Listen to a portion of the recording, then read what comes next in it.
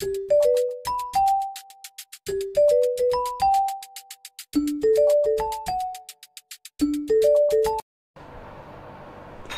students, today we are going to start lesson number 5, Advanced in MS Excel. First uses of Microsoft Excel. Microsoft Excel के क्या uses होते हैं और हम इसको कहाँ यूज़ होते हैं, इसका कैसे इस्तेमाल करते हैं। सबसे पहले easiest way to perform calculation, ये हमारी calculations को easy बनाता है। Automatically recalculation if altered the data, अगर हम इसके अंदर डाटा में कोई भी ऑल्टर करते हैं तो इसकी जो कैलकुलेशन हमने करी होती है उसको ये ऑटोमेटिकली करेक्ट कर देता है। Data can be arrange in ascending और डिसेंडिंग ऑर्डर, और ये डाटा को असेंडिंग और डिसेंडिंग ऑर्डर में भी अरेंज करता है। Comparison of data can be done with the help of chart, और ये किसी भी तरह के दो डाटास को, जैसे किसी हम 2 स्टूडेंट्स के डाटा को कंपेयर करना हो तो ये चार्ट के थ्रू, उसकी ये चार्ट की मदद से उन दोनों डाटास को कंपेरिजन करके हमें शो करता है।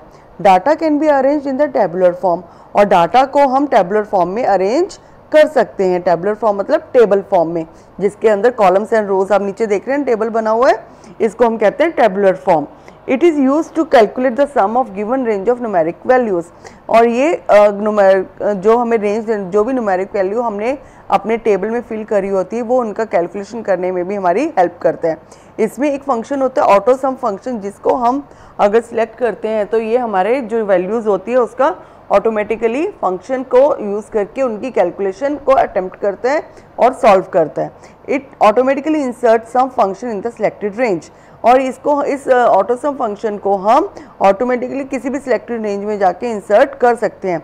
But it can be used with contagious cells, लेकिन हम इसे सिर्फ कॉन्टेजियस सेल्स के अंदर ही यूज़ कर सकते हैं। मतलब हम ऊपर से लेके नीचे तक, जब कॉन्टिन्यूशन के अंदर ही जब हम पूरी रेंज सिलेक्ट करते हैं तभी हम इसका यूज़ कर सकते हैं। अगर हम सोचे 1-2 सिलेक्ट करके, नहीं, वो पॉसिबल नहीं है इसमें। तो next is sum function. It is use to calculate the sum of given range similar to the auto sum function. ये इसका जो काम होता है सम फंक्शन का, इसका भी काम ऑटो सम फंक्शन की तरह ही होता है, और ये भी हमारी सम को या किसी चीज़ के टोटल को कैलकुलेट करने में हेल्प करता है। The only difference is that you have to write the cell reference. इसमें सिर्फ यही डिफरेंस होता है कि आपको सेल रेफरेंस इसमें मेंशन करना पड़ता है। द रेंज ऑफ सेल, यानी सेल की रेंज, जैसे हमने कौन से कॉलम के अंदर उसको सेल को लिखा है और कौन सी रो में लिखा है, ये आपको मेंशन करना पड़ेगा।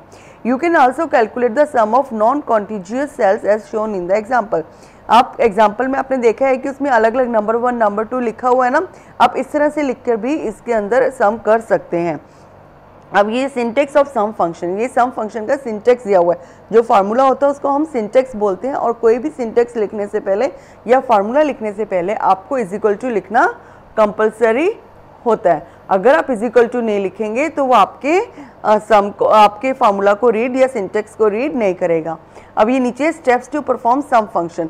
सम फंक्शन को परफॉर्म करने के लिए स्टेप बाय स्टेप आपको क्या करना है, ये इसमें है। फर्स्ट स्टेप है type the text and values and shown in the figure given below. अब नीचे जो फिगर दी गई है बच्चे, आपने उसके अकॉर्डिंग ही अपने उसी तरह से अपने सब्जेक्ट्स के नेम लिखने, साथ में उसके मार्क्स लिखने हैं। ऐसे लिखकर आपने एक शीट बनानी है, डाटा बनाना है, फिर उसके अंदर आपने इसके सिंटेक्स को अप्लाई करने की कोशिश करनी है और फार्मूला को अप्लाई करना है।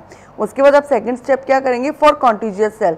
कॉन्टिजियस सेल यानी कॉन्टिन्यूशन के अंदर जो हम सेल सिलेक्ट करते हैं उनको, वो वाला फार्मूला है हमारा इक्वल टू सम B2 से लेके B7, ये होता है कॉन्टिजियस। कॉन्टिजियस मतलब कॉन्टिन्यूशन में हो गया। ये आपको मैं इसलिए बता रही हूँ जिससे आपको ध्यान में रहे।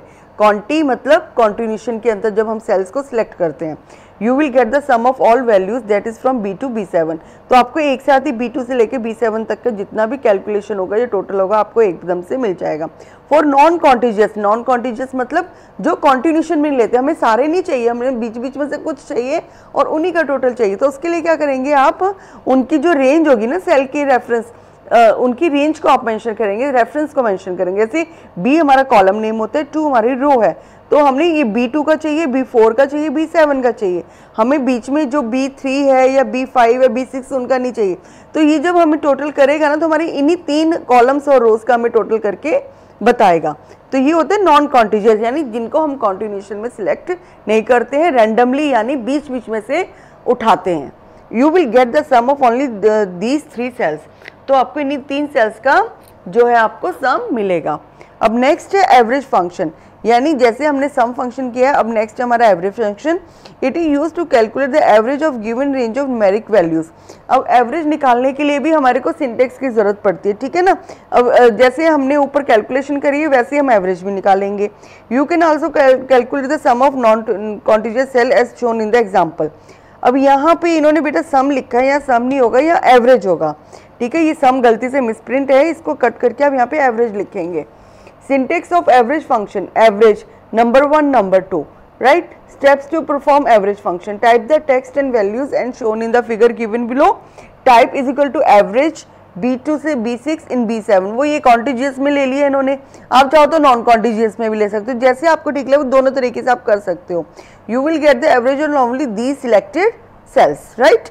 आगे है मैक्सिमम फंक्शन। मैक्सिमम का मतलब होता है सबसे बड़ी figure.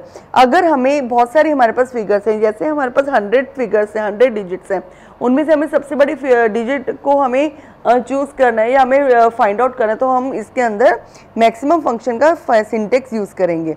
It is use to find out the maximum value from a given range of numeric values. तो इसका फॉर्मूला क्या है, is equal to maximum bracket number 1 number 2 bracket close. Steps to perform maximum function, ये इसके steps हैं नीचे। First step है type the text and values, जैसे हमने ऊपर किया था, सब में सेम चलेगा, इसमें सिर्फ आपका सिंटेक्स चेंज होता जाएगा। कॉन्टिजियस के अंदर जैसे हमने उसमें B2 सेमीकोलन B7 में कॉन्टिन्यूस रेंज ले ली थी, तो सेम सब में वही चलेगा। और नॉन कॉन्टिजियस के अंदर हम पर्टिकुलर कॉलम और रो को सिलेक्ट करते हैं और वही रेफरेंस लेते हैं जो जो हमें चाहिए होते हैं। You will get the maximum value of selected cells that is 90, तो आपको उसकी आंसर मिल जाएगा। उसके बाद है नेक्स्ट हमारा minimum function. Minimum function, it is used to find out the minimum value from a given range of numeric values, ठीक है। अब इसका क्या काम है, ये सबसे छोटे वाली वैल्यू को, जितनी भी आपको वैल्यूज दी हुई हैं उनमें से सबसे वाली छोटी वैल्यू है ना, उसको ढूंढने में आपकी हेल्प करता है। तो इसका सिंटेक्स क्या है, is equal to minimum number 1 number 2, ठीक है।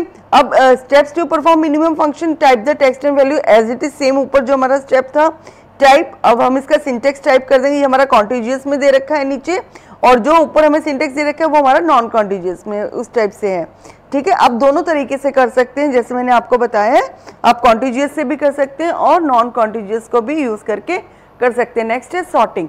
सॉर्टिंग का मतलब होता है कि किसी चीज को अपने अकॉर्डिंग छांट के रखना, यानी अलग अलग करना। और अब जैसे घर में जैसे बहुत सारे कपड़े ले लो, आप उसको मिक्स कर दिए, जैसे आप कपड़े जब आप धोते हैं या सुखाते हैं तो धोने का तो उनको अलग अलग करते हैं ना अपने हिसाब से, ये छोटा इधर रख दिया, ये बड़ा इधर रख दिया, या ये सूट की शर्ट इधर रख दी, या ये हमने इसकी रुमाल इधर रख दिया, ऐसे अलग अलग करके रखते हैं हम सारे। ऐसे ही डाटा को भी हम सॉर्टिंग करते हैं। सॉर्टिंग करने का मतलब हमारी क्लास में अगर 50 स्टूडेंट्स हैं तो हमें ये देखना होता है कि कितने बच्चे हमारे 90s वाले हैं, कितने 80s वाले हैं, तो हमें उसके लिए क्या करते हैं, हम उसके लिए सॉर्टिंग करते हैं। और उसके अंदर हमारे पास एक ऑप्शन होती है इसी के अंदर टेबल में, जहां हम जाके डाटा की सॉर्टिंग कर सकते हैं। ये सॉर्टिंग हम असेंडिंग ऑर्डर में भी कर सकते हैं और डिसेंडिंग ऑर्डर में भी, जैसे इसमें लिखा हो ना, it is a process to arrange the data in ascending और descending order. Data can be alphabetic और न्यूमेरिक। डाटा अल्फाबेटिक भी हो सकता है और न्यूमेरिक भी हो सकता है। Ascending order, it is used to arrange data from smallest to highest. यानी असेंडिंग ऑर्डर क्या करते हैं, डाटा को स्मॉलेस्ट से हाईएस्ट की तरफ लेके जाता है, और डिसेंडिंग होता है जो हाईएस्ट से स्मॉलेस्ट की तरफ। Steps for sorting, type the data as shown in the figure, right. Select the range which you want to arrange, और वो रेंज आप सिलेक्ट करेंगे। Click on sort button from data tab. उसके बाद आप डाटा टैब में जाके click on sort button दे रखा है, उसमें भी कर सकते हैं। जब सॉर्टिंग बटन पे सिलेक्ट करेंगे तो वो आपके डाटा को आपके अकॉर्डिंग सॉर्टिंग करेगा। You have to select the column in sort tab value in sort on and smallest to largest in order tab shown in figure for arranging of data.